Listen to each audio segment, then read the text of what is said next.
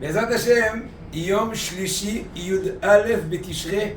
Ah, le lendemain de Kippour, après la purification extraordinaire, quelle approche à Kadosh Baruch Hu, combien de beaux bisous on a reçus d'Akadosh Baruch Hu, et surtout l'éveil extraordinaire qu'on a eu pendant l'année. Il a, comme ce que dit le sage, c'était comme un Eder Yehoud, c'est le lieu où le Hatan et la Kala s'isolent, et là le roi, qui avec la Kala Am Israël, lui a tout pardonné, elle lui a promis, dans le Eder Yehoud, de ne plus récidiver.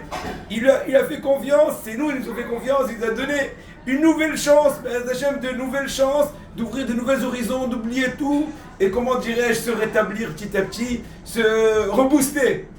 Et donc, Rabotai, après toute cette purification, surtout avec la émouna et la croyance et la foi en Akadosh Baruch Hu, qu'il nous a complètement purifiés, on va qu'en faire comme cette... Il y a le Yerushalmi, il dit, c'est comme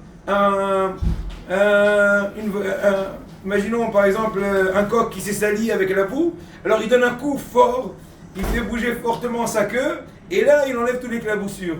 Sinon aussi on va se reprendre en main, et on va commencer tout à zéro, on va tout oublier, pour l'instant, et petit à petit, tout réparer. Rabotai, maintenant on est complètement affairé. Les arba'at aminim, le loulav, etc., la souka, les achats de la fête, les préparations.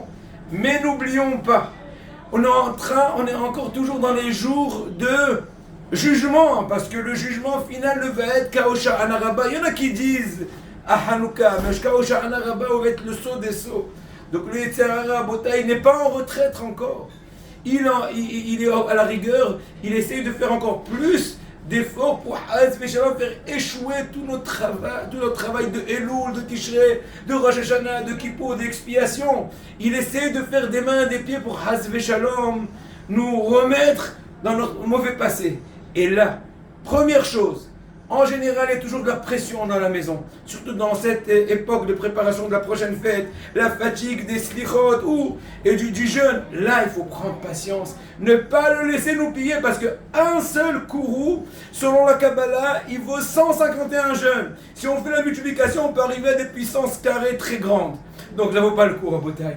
Et donc, Be'ezrat Hashem, on va surtout travailler en premier temps pour continuer la pureté de Kippour, ne pas chercher spécialement toujours le plus beau gâteau qui dégouline du chocolat, mais plutôt chercher l'essence et comment reprendre une nouvelle vie, une nouvelle identité, quelle beauté. C'est comme une personne qui ressort d'une mikvé toute neuve quand elle vient de renaître. Be'ezrat Hashem, on va prendre patience, on va se préparer petit à petit, on va continuer, comme j'ai dit dans les cours précédents, d'élargir les minutes d'études de jour en jour, d'élargir son envie, sa soif d'études de la Torah. Et c'est sûr, sans aucun doute, ça va prendre fort pour toutes les années. Be'ezrat Hashem. Bonne chance.